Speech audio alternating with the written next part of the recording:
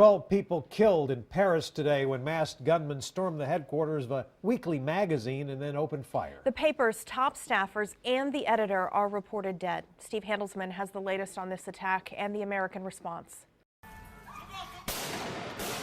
Leaving behind the dead or dying at the newspaper, the gunman in Paris calmly walked to a car, got in, and escaped.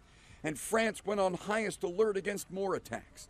We will provide them with every bit of assistance that we can. President Obama deplored the killing of journalists. Freedom of expression is something that can't be silenced because of the senseless violence. Today's target was a satirical newspaper called Charlie Hebdo. It ran cartoons mocking the Prophet Muhammad and was firebombed in 2011. Police say today, masked gunmen with assault rifles rushed in, went to a staff meeting and killed everyone, including a police bodyguard. Outside, the gunman coolly fired on police, wounded another officer, then executed him.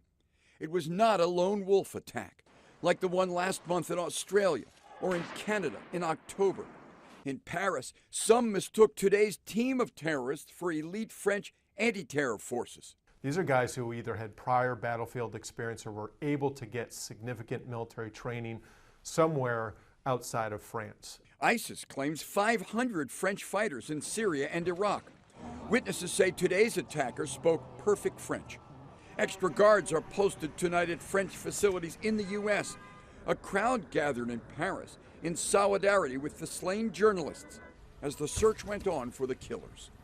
I'm Steve Handelsman, NBC News, Washington. And the FBI says its agents are also on the ground in Paris. The Bureau is also working here in the U.S. in response to this attack. The FBI's assistant special agent in charge for this region of Texas spoke with us today. He says local law enforcement across the country continue to look for new information, but when the Bureau hears of an event like this, they have to get information from its partners overseas to share locally. Investigators also have to be ready to see if there's any possible local ties to events overseas.